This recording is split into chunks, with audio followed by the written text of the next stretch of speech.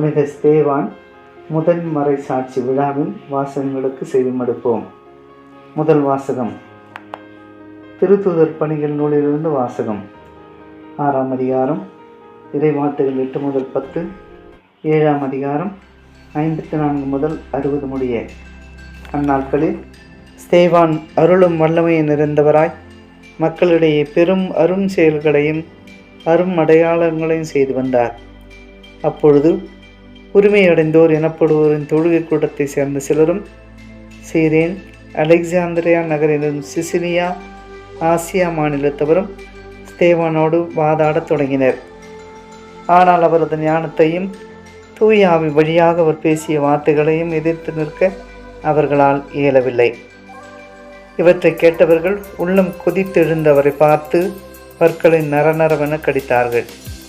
அவரோ தூயாவின் வல்லமை நிறைவாய் பெற்று வானத்தை உற்று நோக்கினார்.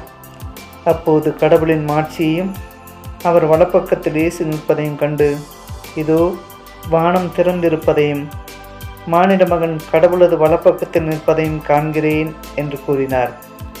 ஆனால் அவர்கள் தங்கள் செவிகளை அடைத்து கொண்டு பெரும் கூச்சலிட்டு ஒருமிக்க அவர் மேல் பாய்ந்தார்கள். நகரத்திற்கு வெளியே இழுத்து கொண்டு போய் அவர் மேல் கல் எறிந்தார்கள். சாட்சிகள் தங்கள் மேலுடைகளை சவுல் என்னும் இளைஞரிடம் ஒப்படைத்தார்கள். அவர்கள் ஸ்தேவான் மீது கல் எறிந்தபோது அவர், ஆண்டவராகிய இயேசுவே, எனது ஆவியை ஏற்றுக்கொள்ளும் என்று வேண்டிக் கொண்டார். பின்பு முழந்தால் படியிட்டு உரத்த குரலில், ஆண்டவரே, இந்த பாவத்தை இவர்கள் மேல் சுமத்தாதேயும் என்று சொல்லி உயிர் விட்டார். ஆண்டவரின் அருள்வாக்கு. இறைவா, உமக்கு நன்றி. பதிலுரை பாடல். பல்லவி. ஆண்டவரே, உமது கையில் என் உயிரை ஒப்படைக்கின்றேன். ஆண்டவரே, உமது கையில் என் உயிரை ஒப்படைக்கின்றேன். எனக்கு அடைக்கலம் தரும் கற்பாறையாயிரும், என்னை பாதுகாக்கும் வலிமை மிகு கோட்டையாயிரும். ஆம், என் கற்பாறையும் கோட்டையும் நீரே. உமது பெயரின் பொருட்டு எனக்கு வழிகாட்டி என்னை நடத்தியருளும். பல்லவி. ஆண்டவரே, உமது கையில் என் உயிரை ஒப்படைக்கின்றேன். உமது கையில் என் உயிரை ஒப்படைக்கின்றேன். வாக்கு பெறலாத இறைவனாகி ஆண்டவரே, நீர் என்னை மீட்டருள்வீர். உமது பேரன்பில் நான் களி கூறுவேன், அக்களிப்பேன். என் துன்பத்தை நீர் பார்த்திருக்கின்றீர். பல்லவி. ஆண்டவரே, உமது கையில் என் உயிரை ஒப்படைக்கின்றேன். என் எதிரிகளின் கையினின்று என்னை துன்புறுத்துவோரின் கையினின்றும் என்னை விடுவித்தருளும். உமது முகத்தின் ஒளி அடியின் மேல் வீசும்படி செய்யும். உமது பேரன்பால் என்னை விடுவித்தருளும். பல்லவி. ஆண்டவரே, உமது கையில் என் உயிரை ஒப்படைக்கின்றேன்.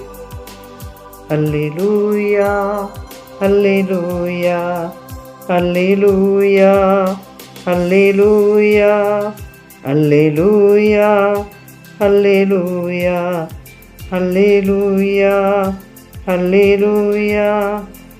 ஆண்டவரின் பெயரால் வருபவர் ஆசி பெற்றவர்.